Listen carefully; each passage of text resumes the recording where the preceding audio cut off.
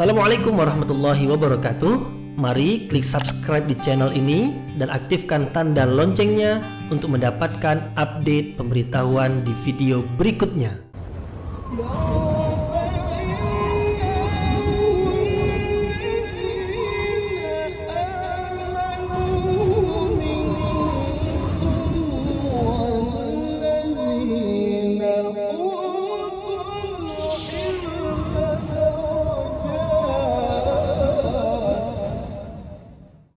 A'udzubillahi minasyaitonirrajim. Bismillahirrahmanirrahim. Assalamualaikum warahmatullahi wabarakatuh.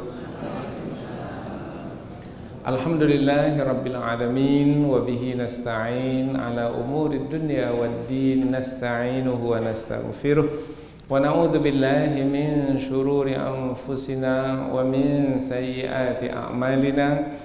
فمن يهده الله فلا مضل له ومن يضلل فلا هادي له أشهد أن لا إله إلا الله وحده لا شريك له وأشهد أن محمدا عبده ورسوله لا نبي بعده. Amma ba'd. Kita bersyukur kepada Allah Subhanahu wa taala yang masih melimpahkan rahmat dan nikmatnya. Kita bersyukur dengan mengucapkan alhamdulillahirabbil alamin. Kemudian tidak lupa pula bersalawat kepada Rasulullah dengan ucapan Allahumma salli ala Sayyidina Muhammad wa ala ali Sayyidina Muhammad, dan bersalam kepada Rasulullah dengan mengucapkan Assalamu alayka ya Rasulullah. Alhamdulillah kita dapat kembali meneruskan pengajian tafsir ayat-ayat suci Al-Quran yang insya Allah kita akan teruskan kepada ayat yang ke-102, 103 dan 104 dari surah Yusuf, yaitu masih lagi menerangkan tentang kisah Nabi Yusuf alaihissalam, tetapi penjelasan tentang kisah Nabi Yusuf sebagai komentar atau sebagai kesimpulan. Karena ayat yang sebelum ini, yaitu ayat yang ke-101, itu sudah menutup kisah Nabi Yusuf alaihi salam, yaitu Nabi Yusuf memuji Allah Subhanahu wa taala karena Allah telah memberikan kekuasaan kepadanya. Allah telah memberikan karunia kepadanya, yaitu berupa kemampuan untuk mentakbirkan mimpi. Kemudian Nabi Yusuf alaihissalam bermohon kepada Allah Subhanahu wa taala supaya diwafatkan dalam keadaan beragama Islam. Kemudian Nabi Yusuf alaihissalam juga bermohon supaya dikumpulkan bersama dengan orang-orang yang saleh. Nah, dengan doa Nabi Yusuf itu yang isinya adalah juga pujian kepada Allah Subhanahu wa taala sebagai tanda bersyukur kepada Allah, merupakan sebagai ayat penutup dari kisah Nabi Yusuf alaihi salam. Namun masih ada lagi beberapa ayat yang tersisa di surah Yusuf ini, isinya adalah sebagai kesimpulan atau juga komentar. Komentar maknanya ada penjelasan tambahan terhadap kisah Nabi Yusuf. Seperti di 3 ayat yang akan kita pelajari ini adalah menyebutkan bahwasanya kisah Nabi Yusuf yang ada di dalam surah Nabi Yusuf itu adalah wahyu yang Allah turunkan kepada Nabi Muhammad sallallahu alaihi wasallam sebagai bukti kerasulan Nabi Muhammad. Karena kisah Nabi Yusuf itu 2000 tahun sebelum Rasulullah menerima wahyu dari Allah Subhanahu wa taala. Berarti lama sekali. Dan kita tak akan mungkin tahu tentang kejadian yang sudah lama berlaku. Tetapi Nabi Muhammad bisa menceritakannya kembali dengan sangat terperinci seperti yang telah kita ketahui sebelum ini. Mulai dari awal surah Yusuf itu membuktikan bahwasanya Nabi Muhammad itu bukan mengetahui dari diri baginda sendiri, tetapi ada yang memberitahukan kepada Nabi Muhammad, yaitu Allah yang maha mengetahui. Karena Allah mengetahui apa saja yang sudah pernah berlaku sejak masa dahulu. Kemudian Allah yang maha tahu itu memberitahukan melalui wahyu kepada Nabi Muhammad sebagai bukti kerasulan Nabi Muhammad. Karena Nabi Muhammad ditanya oleh penduduk kota Mekah dan juga oleh orang-orang Yahudi, "Wahai Muhammad, Kamu tahu tidak cerita tentang Yusuf? Nabi Muhammad seorang yang tak tahu baca, tak tahu tulis, tidak tahu baca tulis, buta huruf. Maka tak mungkin Nabi Muhammad mengetahui melalui buku-buku. Dan juga Nabi Muhammad tak pernah pula belajar ke guru. Bagaimana Nabi Muhammad akan bisa menjawab tentang kisah Nabi Yusuf alaihi salam?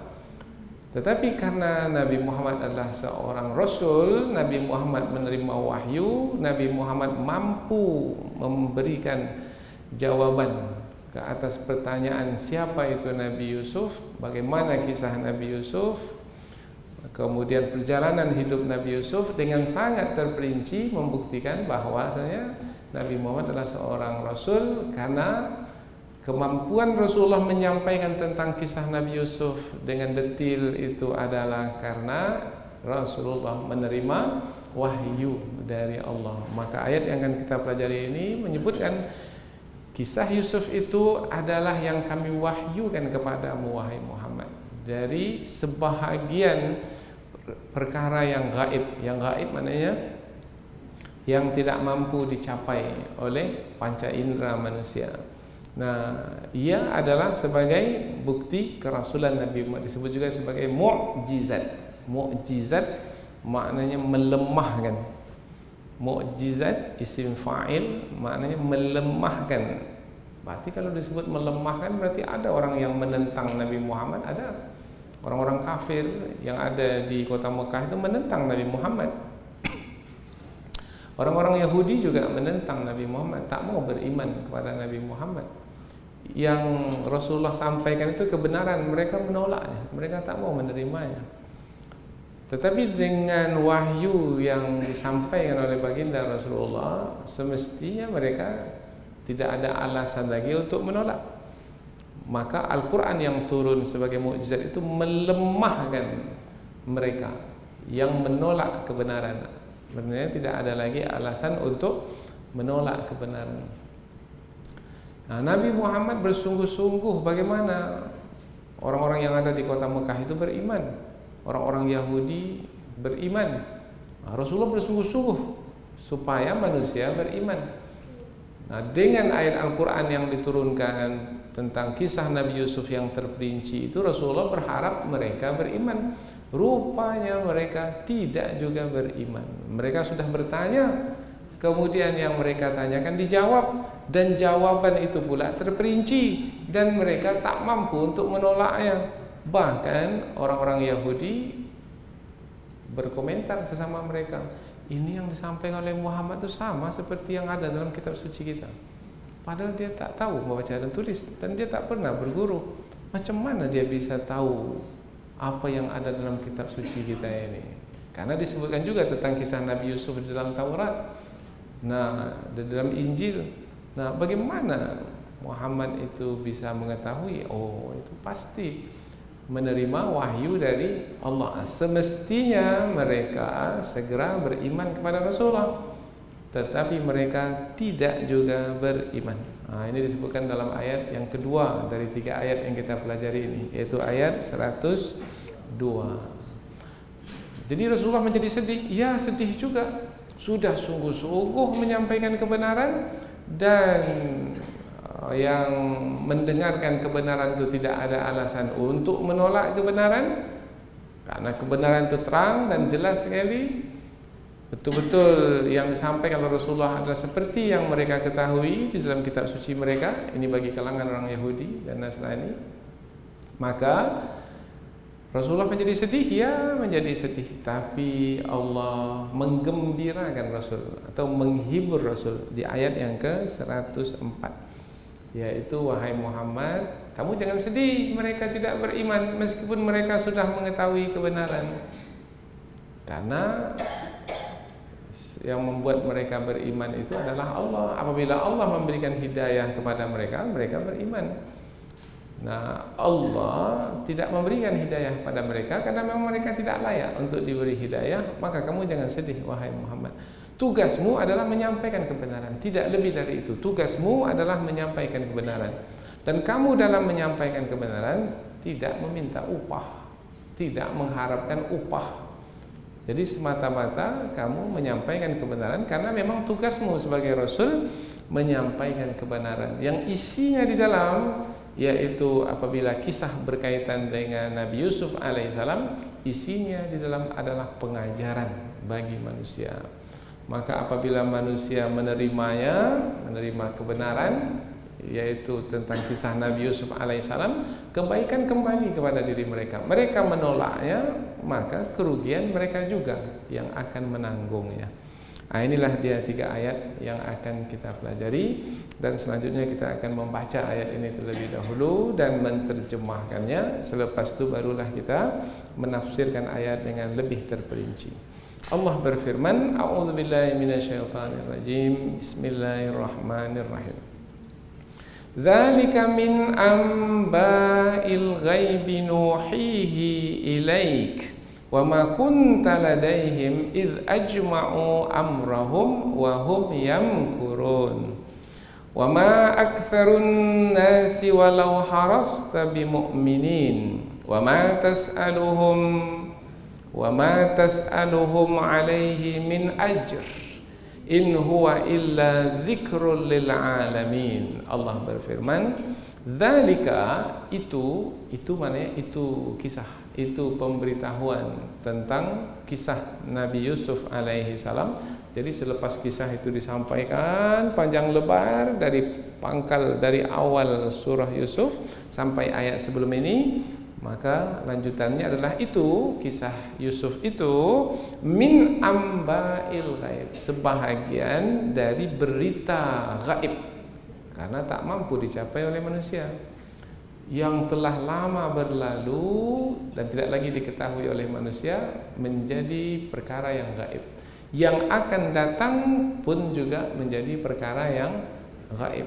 Nah, tentang kiamat, perkara yang gaib. Tentang akhirat, perkara yang gaib, karena masa yang akan datang. Nuhihi, kami mewahyukannya, ilaik, kepadamu wahai Muhammad. Jadi ayat ini sudah berpindah dia dari menceritakan tentang kisah Yusuf alaihi salam. Sekarang ayat ini berpindah, yaitu Allah berfirman kepada Nabi Muhammad sallallahu alaihi wasallam. Wa ma kunta, dan tidaklah kamu wahai Muhammad, ladaihim, berada di sisi mereka, iz ajma'u, ketika mereka itu bersepakat. Mereka itu siapa? Abang-abang Nabi Yusuf, saudara-saudara Nabi Yusuf, ketika mereka bersepakat amrohum, dalam urusan mereka. Apa yang mereka sepakati? Untuk membuang Nabi Yusuf alaihi salam, yaitu memisahkan dari keluarga. Yang sebelumnya mereka tidak sepakat. Nah, ini menerangkan mereka sepakat. Sebelumnya ketika mereka berdiskusi tidak sepakat, karena ada yang berpendapat kita bunuh saja Yusuf itu, ada yang tak sepakat. Nah, ayat ini menerangkan tentang apa yang berlaku di antara abang-abang Nabi Yusuf sampai kepada kesepakatan wahum yamkurun, sedangkan mereka itu melakukan tipu daya. Tipu daya maknanya mereka buang Nabi Yusuf ke dasar sumur, kemudian mereka bawa baju Nabi Yusuf pulang, kemudian mereka lumuri dengan darah serigala. Kemudian apa yang mereka beritahukan kepada ayah mereka? Nabi Yusuf telah dimakan serigala. Itu namanya makar. Makar maknanya tipu daya atau melakukan rencana jahat, yang tujuannya adalah menjauhkan Nabi Yusuf dari keluarga. Wa ma aktsarun nas, dan tidaklah manusia, dan tidaklah kebanyakan manusia, walau harasta, meskipun kamu wahai Muhammad bersungguh-sungguh, bimu'minin, membuat mereka beriman. Kamu wahai Muhammad meskipun bersungguh-sungguh untuk membuat manusia beriman, sebahagian besar manusia tidak akan beriman. Maksudnya sebahagian besar itu adalah penduduk kota Mekah. Berarti ada yang beriman? Ada, tapi sedikit. Nah, tapi sebagian besar tidak beriman. Orang-orang Yahudi juga tidak beriman meskipun mereka sudah mengetahui kebenaran. Wa ma tas'aluhum, dan tidaklah kamu meminta upah dari mereka, wahai Muhammad, alaihi, atas penyampaian kebenaran yang kamu lakukan kepada mereka, min ajrin, dari upah. Jadi kamu tidak meminta dari mereka sesuatu upah atas pemberitahuan yang kamu sampaikan kepada mereka tentang kisah Yusuf yang mereka tanyakan. In huwa, tidaklah dia, kisah Yusuf itu, illa, kecuali zikrun, pengajaran, lil alamin, bagi semesta alam. Inilah yang kita jadikan sebagai judul. Tidaklah kisah Nabi Yusuf itu melainkan adalah pengajaran bagi semesta alam. Apa pengajarannya? Banyak sekali. Kita orang baik, ya orang baik, tapi jangan difahami apabila kita orang baik tidak akan didengki, kita akan didengki. Para nabi dan rasul orang-orang baik, mereka didengki, ya didengki. Nah, apabila didengki, jalani aja lah musibah dengki itu dengan sabar, dengan redha. Kemudian ini pelajaran yang berguna bagi kita. Akankah orang yang mendengki itu akan menang? Tidak, tidak akan pernah orang yang mendengki itu menang. Tidak akan mungkin. Mereka akan kalah, akan dikalahkan. Akankah orang-orang yang mendengki itu mulia? Tidak, mereka akan hina, bahkan mereka akan dipermalukan. Itu sudah sunnatullah. Tapi berat juga menjalani ujian disebabkan karena kedengkian orang lain terhadap kita. Seperti Nabi Yusuf, dibuang ke dasar sumur, berat sekali. Dijual jadi hamba sahaya, berat sekali. Dimasukkan dalam penjara, berat sekali. Tapi itulah dia hidup yang mesti dijalani. Itulah pengajaran. Jadi kalau kita menjalani ujian-ujian juga berupa dengki dari, mungkin yang mendengki kita bukan orang jauh seperti Nabi Yusuf. Kalau orang jauh mendengki saya masih bisa saya tahan. Tapi kalau abang saya sendiri yang mendengki saya, sakit betul hati ini. Tapi jangan sedih. Apa sebab? Ini kisah Yusuf didengki oleh abang-abangnya. Bukan satu abang, semua abangnya mendengki. Tak ada satu pun. 10 abangnya, ke 10-10-nya mendengki. Dengan akibat yang berat untuk ditanggung, yaitu dibuang ke dasar sumur. Abang-abang membuangnya ke dasar sumur. Nah, jadi 3 ayat yang akan kita pelajari ini adalah tentang komentar atau penjelasan kisah Nabi Yusuf yang sudah disampaikan panjang lebar sebelum ini. Yang komentar di akhir surah Yusuf ini menerangkan tentang kerasulan Nabi Muhammad SAW, karena kisah Nabi Yusuf diturunkan atau disampaikan kepada Rasulullah untuk disampaikan kembali kepada manusia adalah pada masa dahulu sebagai jawaban ke atas orang-orang Yahudi dan penduduk kota Mekah yang bertanya kepada baginda tentang Nabi Yusuf alaihissalam, dan Nabi Muhammad mampu menjawabnya dengan terperinci. Itu adalah bukti kerasulan Nabi Muhammad yang disebut sebagai mukjizat. Tapi malangnya penduduk kota Mekah sebahagian besarnya, dan juga orang-orang Yahudi yang sudah mengetahui kebenaran karena ada tertulis di dalam kitab suci mereka, tapi malangnya mereka tidak mau beriman.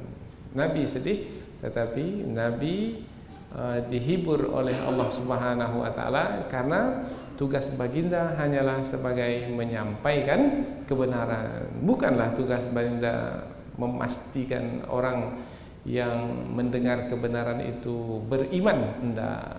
Karena yang menetapkan seseorang itu akan beriman adalah Allah Subhanahu wa taala dengan hidayahnya. Innaka la tahdi man ahbabt walakinnallaha yahdi man yasha. Wahai Muhammad, kamu tidak memberi hidayah kepada orang yang kamu cintai, akan tetapi Allah lah yang memberi hidayah kepada siapa yang Dia kehendaki. Nah, inilah dia sebagai muqaddimah dari 3 ayat yang kita pelajari. Selanjutnya kita pindah ke tafsir ayat, yaitu penjelasan yang lebih panjang dari ayat ini. Ayat 102 dari surah Yusuf. Dzalika min amba'il ghaibi nuhihi ilaik. Itulah dia kisah Yusuf. Mengapa kata itulah isim isyarah? Isim isyarah maknanya kata penunjuk. Karena kalau kita menggunakan kata penunjuk, mesti diketahui apa yang ditunjuk. Kalau kita menggunakan kata penunjuk ini, tapi ini yang mana? Tak ada maknanya kata penunjuk. Tapi ketika sebut ini, yang kita tunjuk adalah Al-Quran. Al-Quran ini Al-Quran, ada makna kata ini. Ada, karena yang ditunjuk itu jelas. Itu kita tunjuk umpamanya tiang, umpamanya ada makna kata itu menguatkan bangunan ini, itu tiang itu menguatkan bangunan ini. Begitu juga di dalam ayat ini, zalika min amba'il ghaib, itu adalah sebahagian dari perkara yang gaib. Itu apa? Nah, karena kisah Nabi Yusuf sudah dijelaskan sebelum ini panjang lebar, maka ulama tafsir menjelaskan itu yang dimaksudkan adalah kisah Nabi Yusuf. Kisah Nabi Yusuf itu min amba'il ghaib, dari berita gaib. Amba berita, amba jamak dari naba, anin naba'il azim, berita yang besar. Penggunaan kata an-naba atau amba bentuk jamaknya berita, ini berita yang luar biasa atau berita besar, berita penting. Maka berita apabila ia penting, besar, dahsyat, maka tidak digunakan kata khabar. Khabar itu berita juga, akhbar berita juga. Tetapi ketika digunakan kata amba, maknanya berita yang penting, berita yang berharga, berita besar, berita pokok. Oh, berarti kisah Nabi Yusuf itu adalah kisah masa lalu yang diberitakan, yang berita itu adalah berita pokok penting. Maka jangan sampai tak tahu tentang kisah Nabi Yusuf alaihissalam. Alhamdulillah kita dah tahu semua. Yang tahulah yang hadir beberapa kali pertemuan. Kalau yang malam ini saja hadir tak tahu juga. Nah, maka dapatkan kembali apa yang sudah disampaikan sebelum ini. Bagaimana cara mendapatkannya? Itulah perlunya pengajian ini direkam, rekaman. Saya tanya aja lah Ustaz pada orang yang hadir. Ibu hadir dalam pengajian-pengajian sebelum hadir. Ceritakan kepada saya cerita Yusuf. Itulah yang saya tak bisa. Tapi saya tahu cerita Yusuf itu. Tapi kalau disuruh menceritakan kembali tak bisa. Lalu gimana ya penyelesaiannya? Ini ada rekamannya ini. Dengarlah kembali. Itu gunanya rekaman. Nah, alhamdulillah pengajian tafsir ini sejak 12 tahun yang lalu direkam dan bersengaja kita merekamnya dan kita jaga betul dengan kualitas yang terbaik, dan rekaman ini sudah sampai 900 lebih rekaman. Ya, yang kita sudah buat dari awal surah Al-Fatihah. Zalika, kisah Nabi Yusuf itu min amba'il ghaib, yaitu dari berita penting yang gaib. Maknanya kalau yang gaib bermakna sumbernya dari mana? Nah, yang gaib itu pastilah sumbernya dari Allah Subhanahu wa taala.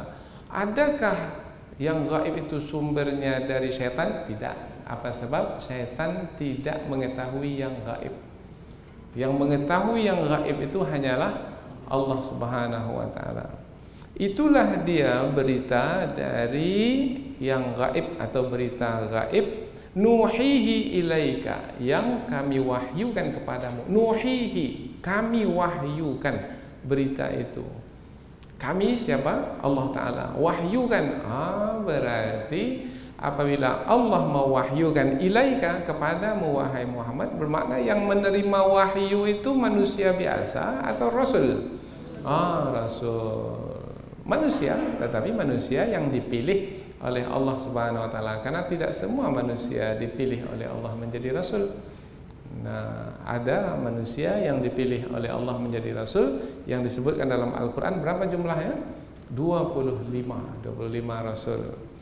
Nah, jadi melalui pangkal ayat ini Nabi Muhammad SAW adalah seorang rasul yang menerima wahyu. Di antara wahyu yang diterima itu adalah tentang berita penting dari berita yang tidak diketahui oleh manusia, disebut dengan berita gaib, yaitu tentang kisah Nabi Yusuf alaihi salam yang kejadian itu sudah berlaku berapa lama? 2000 tahun yang lalu.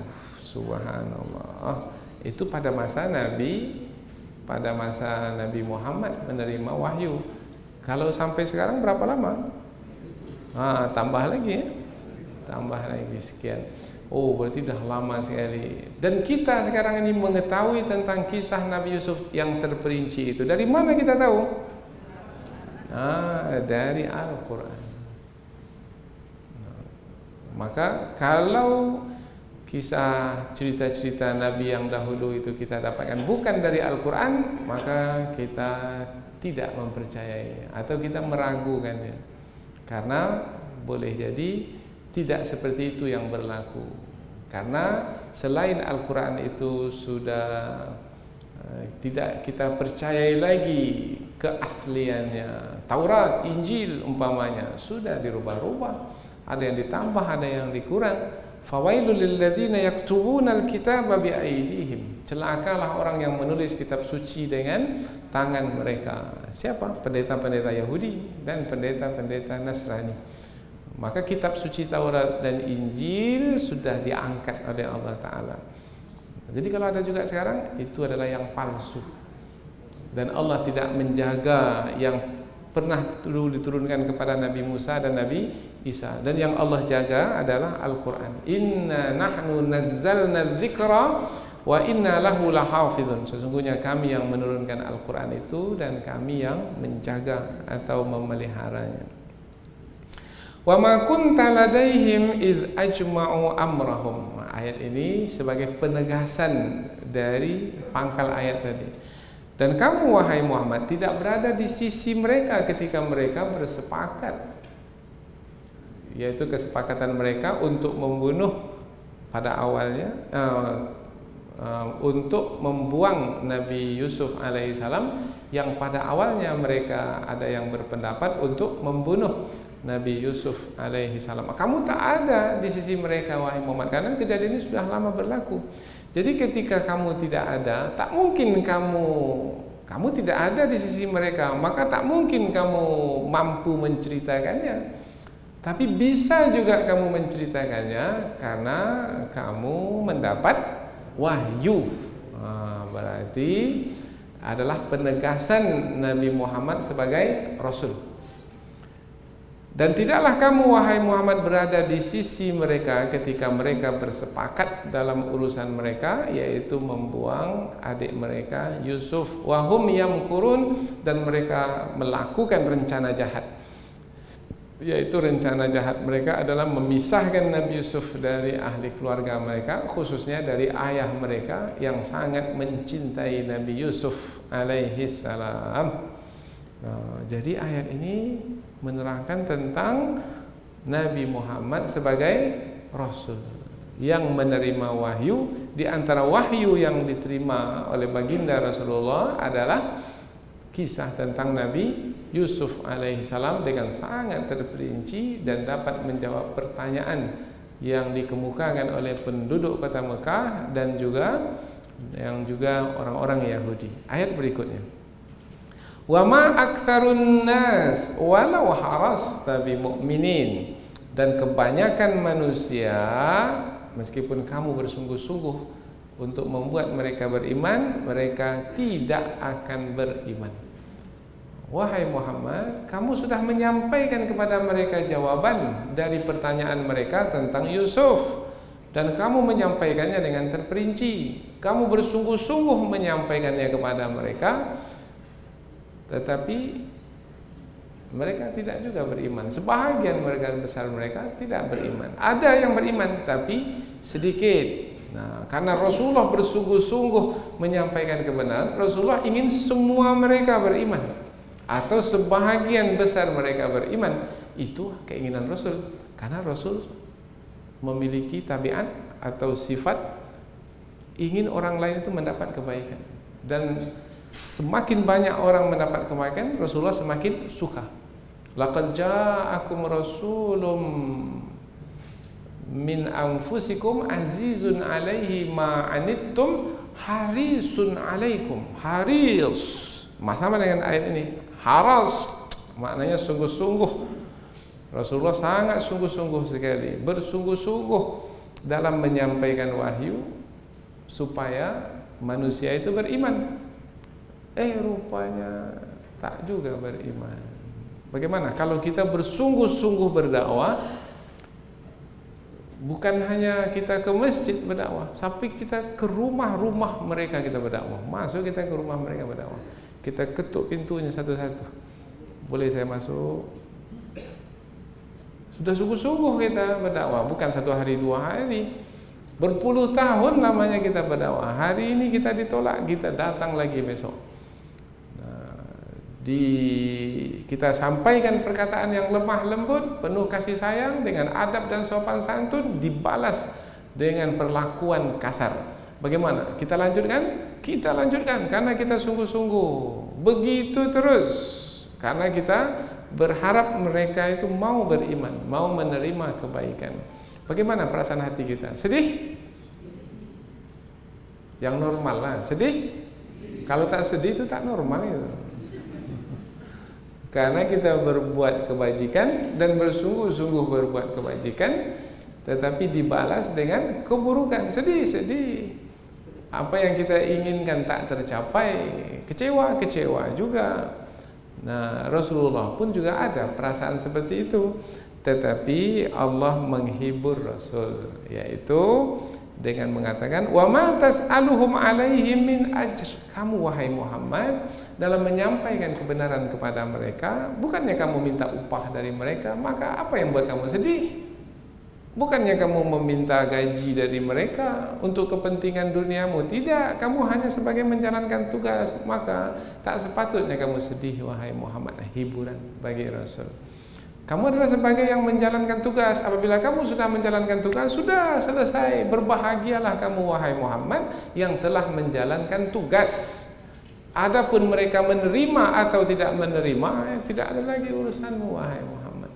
Tapi yang namanya manusia, kita pun juga begitu. Yaitu kalau mereka menerima, kita suka. Kalau mereka tidak menerima, kita sedih. Pastilah yang namanya manusia seperti itu. Namun Rasulullah dihibur langsung oleh Allah. Hiburannya apa? Hiburannya adalah wahyu dari Allah. Wahai Muhammad, kamu dalam menyampaikan dakwah, menyampaikan kebenaran, tidak ada meminta upah. Ini juga dijadikan pelajaran bagi para ustaz pendakwah sekarang ini. Karena ada juga pendakwah itu belum lagi ceramah dan minta down payment. Sudah minta tarif, sudah menetapkan tarif dan minta pendahuluan. Tetapkannya, kalau tidak 5 juta saya tak mau datang. Dan sebelum datang transfer dulu 2 juta. Kalau bapak batalkan 2 juta hangus. Ini seperti jual beli. Sementara kita ini berdakwah. Beda, berdakwah ini kaitannya adalah dengan menjalankan tugas. Kita berkhidmat untuk umat ini. Bukan kita mengambil kepentingan dari perbuatan yang kita lakukan. Apabila ada orang memberi hadiah, silakan saja itu hadiah. Tahadu, tahabu, saling memberi hadiah, saling cinta mencintai. Tapi jangan fahami bahwasanya tugas dakwah itu adalah tugas yang ada upahnya, ada gajinya. Karena kalau ada upah, nanti kita akan menuntut. Saya sudah mengajar 1 jam, mana upahnya? Nah, maka kita akan minta. Ini peluh saya ini belum kering lagi nih. Rasulullah bersabda, bayarlah gaji sebelum sebelum peluh atau keringat itu kering. Maka dia menagih uang sebagai upah dari dakwah yang disampaikan, itu bertentangan dengan nilai-nilai yang diajarkan. Nih dia kisah Nabi Yusuf alaihi salam, kisah Nabi Musa alaihi salam, Nabi Isa alaihi salam, dan ini kisah Nabi Muhammad sallallahu alaihi wasallam. Berapa banyak ayat tentang kisah Nabi Yusuf itu disampaikan oleh Rasulullah dengan sungguh-sungguh. Ada Rasulullah minta upah? Enggak. Kalau ustaz sekarang ada minta upah? Nah, kalau ada bahkan mengancam pula lagi. Sampai di sini aja kisah Nabi Yusuf ini. Nampaknya bapak ibu tak ada ngasih pemberian apa-apa. Carilah ustaz lain. Oh, merajuk pula ustaznya. Itu bertentangan dengan tugas mulia seorang pendakwah, yaitu tidak meminta upah. Ittabi'u man la yas'alukum ajraw wa hum muhtadun. Ikutilah orang yang tidak meminta upah dari apa yang mereka kerjakan, dan mereka itu orang-orang yang mendapat petunjuk. Maka kita sampaikan pesan-pesan ini kepada saudara-saudara kita, teman-teman kita yang sama-sama dalam lembaga dakwah, supaya luruskan niat, ikhlaslah berdakwah karena Allah Ta'ala. Karena apabila ustadz itu sudah kondang itu sering diundang, ya kemana, ke sana kemari, dan disukai oleh ramai orang, maka mulailah terpedaya, tertipu dengan silaunya dunia, yaitu diundang, sekali diundang berapa bayarannya, maka terbiasa seperti itu. Maka apabila ada undangan berikutnya, dia pun akan bertanya, uang ne piro? Ini berapa bayarannya ini? Oh, saya ini bukannya level sekian lagi, saya ini sudah nasional, bahkan internasional. Kalau tak bayar sekian, saya tak akan datang. Na'udzubillah, kita berlindung kepada Allah dari perangai yang tercela seperti itu. Karena tugas dakwah itu tugas para rasul, dan para rasul dalam menjalankan tugasnya tidak meminta upah dari apa yang mereka kerjakan. Wa ma tas'aluhum alaihi min ajr, dan kamu tidak meminta upah dari apa yang kamu kerjakan. Nah, kalau kita tidak meminta upah dari dakwah yang kita lakukan, kita tak akan pernah kecewa, kita tak akan pernah sedih. Orang memberi atau tidak memberi, kita tidak sedih, tidak kecewa, dan kita tidak pernah merasa sia-sia di dalam menjalankan tugas. Allah, sia-sia saja enggak. Dan kita tidak akan membeda-bedakan, yaitu tempat berdakwah itu jauh umpamanya atau dekat. Enggak. Biasanya konsultan itu meletakkan harga bayaran itu berdasarkan jauh dekatnya. Di mana tempat bapak? Kata konsultan itu, oh 20 kilo. Oh, kalau 20 kilo sekian bayarannya. Kalau masih dalam kota, sekian bayarannya. Nah, dihitung per 1 kilometer. 1 kilometer 7.000 rupiah. Kalau 20 kilo per 7.000, wah, sekian. Itu baru bayaran di transportasi baru. Berapa lama? 1 jam? 2 jam? Nah, kalau konseling rumah tangga biasanya lama. Karena masalah rumah tangga biasanya yang sudah 10 tahun, 20 tahun kan banyak ceritanya itu. Nah, banyak cerita, mendengar cerita aja dah 4 jam.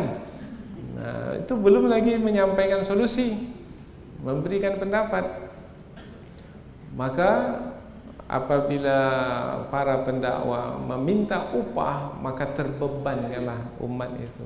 Mereka ingin mendapatkan kebenaran, mendapatkan kebaikan, malah mereka terhalang.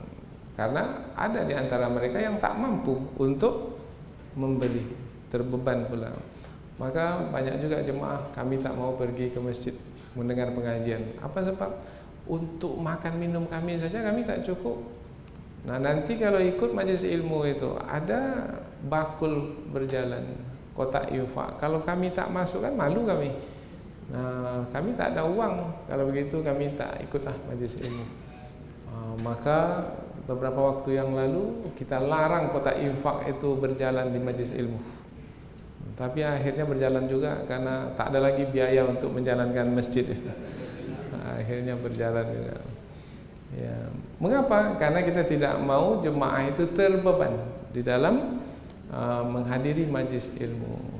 Mungkin orang-orang yang berada tak ada masalah dengan menginfakkan harta, tetapi bagi orang yang memang hidupnya cukup-cukupan, mahasiswa, selalu belum lagi bulan habis, uangnya dah habis lebih dulu, maka bagaimana pula mereka akan bisa menginfakkan harta sementara mereka ingin juga mengikuti majlis ilmu? Maka mungkin perlu difikir kembali. Yang paling penting sekali adalah guru jangan meminta upah dari tugas dakwah yang dilakukan. Kalau orang memberi macam mana Ustaz? Hadiah boleh, silakan, tak mengapa. Ya, tapi jangan menetapkan tarif sebagai bayaran. In huwa illa dzikrul lil alamin, dan tidaklah kisah Nabi Yusuf yang disampaikan itu illa dzikrul lil alamin, melainkan zikir. Nah, zikir yang dimasukkan dalam ayat ini adalah pengajaran. Pengajaran disebut pengajaran, zikir itu ingatan. Pengajaran disebut pengajaran karena yang diingat. Nah, apabila kita mendapatkan sesuatu dari majlis ilmu ini, maka kita ingat untuk kita pakaikan dalam kehidupan sehari-hari kita. Maka itu jadi pelajaran. Oh, rupanya kita mesti beradab terhadap Al-Quran, karena Al-Quran adalah firman Allah, kitab suci yang mulia. Kita membawanya tak boleh membawanya seperti buku-buku biasa, mesti kita tinggikan sedikit, kita dekatkan ke dada, tanda kita menghormati Al-Quran. Kemudian kita mesti dalam keadaan berwuduk. Nah, ini kita ingat selalu. Maka ini disebut dengan pengajaran. Jadi pengajaran itu adalah yang mengajar kita supaya kita beradab, berakhlak, berbuat baik. Nah, begitu juga lah tentang kisah Nabi Yusuf alaihissalam. Seperti apa bersaudara? Apakah mendengki saudara sendiri? Tidak. Kemudian apabila kita didengki oleh saudara sendiri, apakah kita akan membalas dengki dengan dengki pula? Tidak. Nah, itu dia pengajaran. Ini kisah Nabi Yusuf alaihissalam. Apakah Nabi Yusuf membalas kedengkian abang-abangnya itu? Bisakah Nabi Yusuf untuk membalas? Bisa, ketika Nabi Yusuf sudah jadi penguasa, karena Nabi Yusuf tahu yang datang itu adalah abang-abangnya. Abang-abang itu tak tahu bahwasanya yang menjadi penguasa di Mesir itu adalah adiknya, yang dahulu mendengkinya, yang dahulu mereka dengki. Tapi Nabi Yusuf tidak membalas keburukan dengan keburukan, bahkan membalas keburukan dengan kebaikan. Ini namanya zikr, yang akan diingat sepanjang masa. Pengajaran lil alamin, bagi siapa? Apakah bagi penduduk kota Mekah saja? Tidak, karena lil alamin itu menerangkan bahwasanya kisah Nabi Yusuf itu tidak terhenti sampai hanya kepada penduduk kota Mekah yang ada pada masa Rasulullah saja. Karena Al-Quran itu dijaga dan dipelihara sepanjang zaman sampai hari kiamat, berarti pelajaran bagi seluruh manusia. Dan karena Rasulullah itu diutus kepada seluruh manusia tanpa terkecuali, bukan hanya kepada bangsa Arab saja, tetapi kepada siapa saja, bahkan kepada bangsa jin sekalipun Rasulullah juga diutus kepada mereka. Maka perkataan lil alamin dalam ayat ini, kisah Nabi Yusuf itu pengajaran bagi alam semesta, yaitu bagi bangsa jin dan juga bangsa manusia. Apakah Al-Quran itu juga disampaikan kepada bangsa jin? Ya, dahulu pada masa Rasulullah membacakan Al-Quran kepada bangsa jin. Ada masjid dekat dengan Masjidil Haram, namanya Masjid Jin. Mengapa Masjid Jin disebut Masjid Jin? Sebab di masjid itulah Rasulullah dahulu membacakan Al-Quran kepada bangsa jin.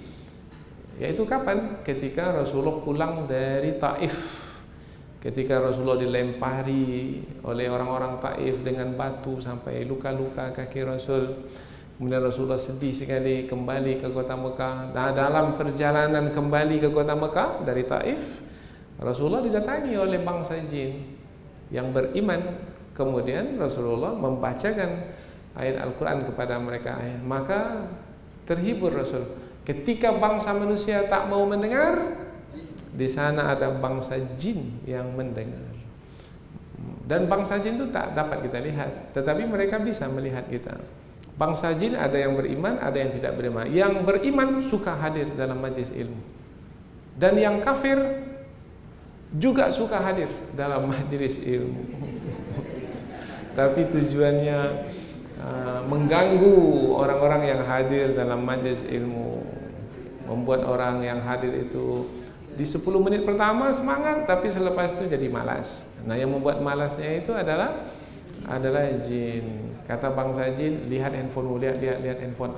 Akhirnya dia sibuk membalas SMS pada waktu di majelis ilmu. Siapa yang menggoda, yang memperdayanya?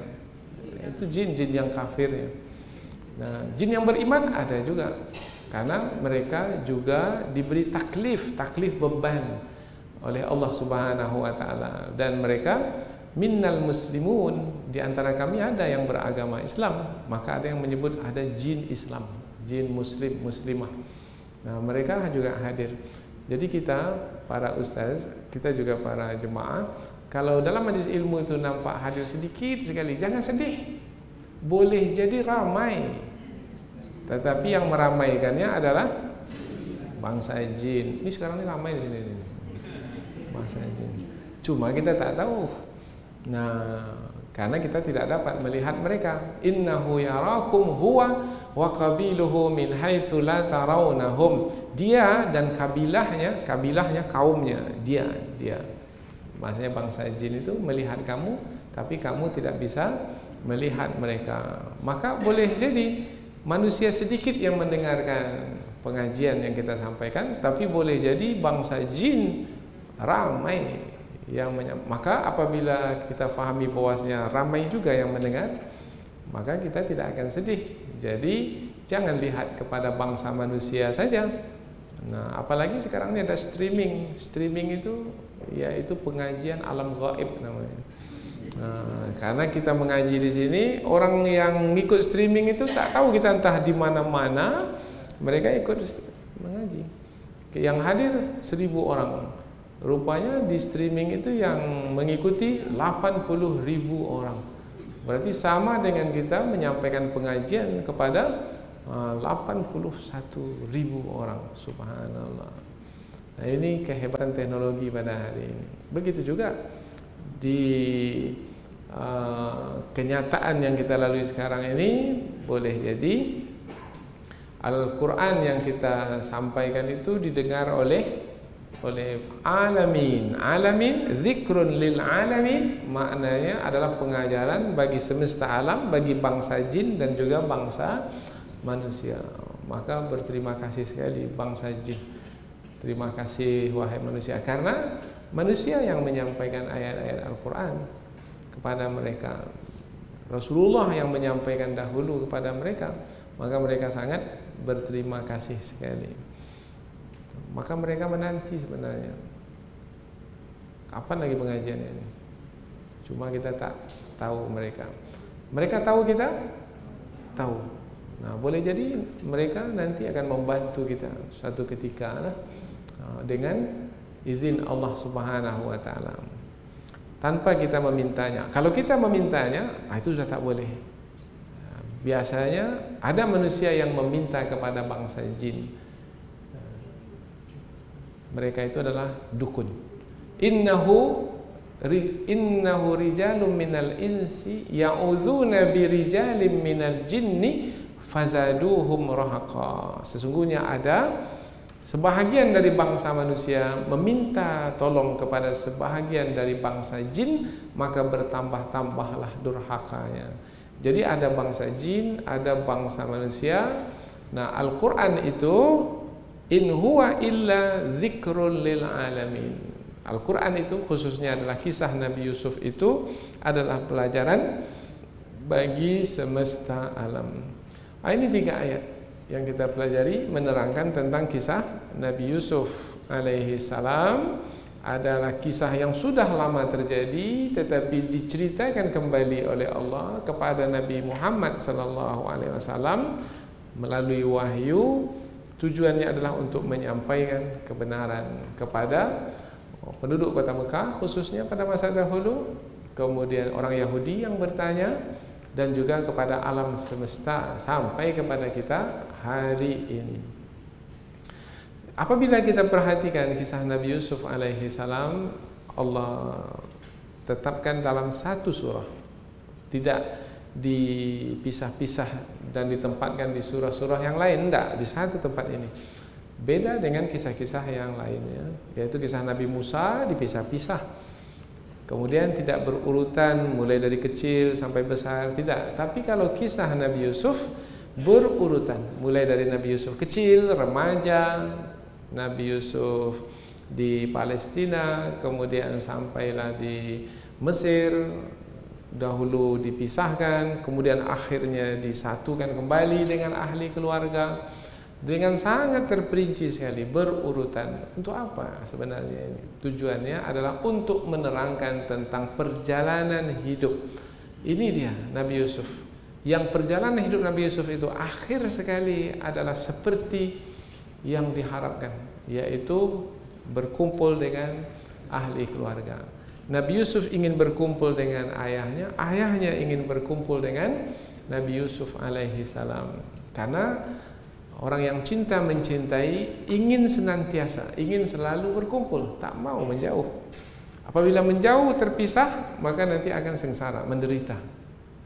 Itu berlaku pada diri Nabi Yusuf dan lebih-lebih lagi berlaku pada diri Nabi Yakub. Karena Nabi Yakub sedih dan selalu menangis sampai matanya buta karena sedih berpisah dengan anak yang dicintai. Nah, namun rupanya apabila Allah telah merancang perjalanan hidup seseorang, meskipun manusia memisahkan, apabila Allah berkehendak untuk menyatukan, bersatu kembali. Tahun-tahun yang lama, umpamanya panjang, berapa tahun Nabi Yusuf terpisah dengan ayahnya? 22 tahun. Oh, tahun yang dilalui begitu lama bukanlah sebagai yang akan membuat bertambah jauh sehingga tidak mungkin bersatu lagi, tidak, malah menjadi lebih dekat karena ada yang mendekatkan. Satu di Mesir, satu di Palestina, kan jauh, ada yang mendekatkan. Yang mendekatkan adalah abang-abang sendiri yang mendengki Nabi Yusuf alaihissalam. Abang itu yang datang dan kembali lagi ke Palestina, dan dari situ Nabi Yusuf mengetahui berita tentang ayahnya. Sebelum ayahnya datang ke negeri Mesir, Nabi Yusuf sudah meminta pula kepada abang-abangnya itu untuk membawa adiknya Bunyamin. Nah, jadi tak perlu lagi Nabi Yusuf untuk menjemput adiknya ke Palestina saja. Abangnya mendengki itu yang membawa adik itu ke Mesir. Nah, kita lihat begitu Allah Subhanahu wa taala menjalankan kehidupan manusia dengan takdir yang Allah tetapkan, dan itu berlaku dengan kehendak Allah Subhanahu wa taala. Maka jangan risau dalam menjalani hidup ini. Mereka memisahkan kita, kalau Allah berkehendak untuk menyatukan, bersatu. Jarak jauh bukan halangan bagi Allah untuk menyatukan kembali.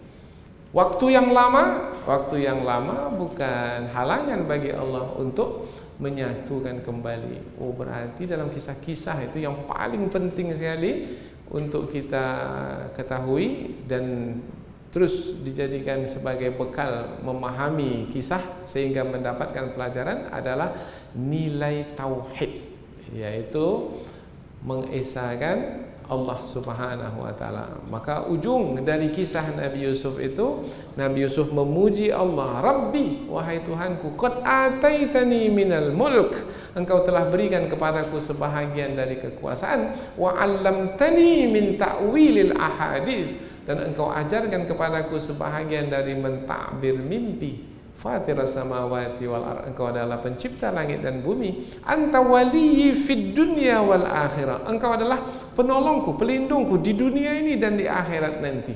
Maka sebelum sampai ke akhirat nanti, aku masih di dunia sekarang ini, tawaffani musliman, wafatkan aku dalam keadaan muslim, wa alhiqni bis salihin, dan masukkan aku dalam kumpulan orang-orang yang soleh. Ini doa Nabi Yusuf. Maka hafallah doa ini. Ini doa Al-Quran. Allah, panjang betul Ustaz. Hafal aja lah. Belum panjang lagi. Yang panjang itu 30 juz, baru panjang. Orang lain bisa 30 juz. Masa kita hanya 2 baris ini dia tak hafal. Doa ini penting sekali karena berkaitan dengan husnul khatimah. Kita selalu minta, ya Allah, tutuplah usia kami dengan penutup yang baik. Nah, di antara doa husnul khatimah adalah tawaffani musliman, wafatkan aku dalam keadaan beragama Islam. Kemudian kita berharap wa alhiqni bis salihin, masukkan aku dalam kumpulan orang-orang yang saleh bersama para nabi, mereka adalah orang-orang saleh. Para syuhada, mereka adalah orang-orang saleh. Kemudian orang-orang yang membenarkan kebenaran, as-siddiqin wasyuhada was-salihin, orang-orang yang saleh, yaitu orang-orang yang senantiasa memelihara keimanan, senantiasa melakukan ketaatan kepada Allah. Mudah-mudahan apa yang kita pelajari ini ada manfaatnya insyaallah. Subhanakallahumma wa bihamdika asyhadu an la ilaha illa anta wa astaghfiruka wa atubu ilaik. Wassalamualaikum warahmatullahi wabarakatuh.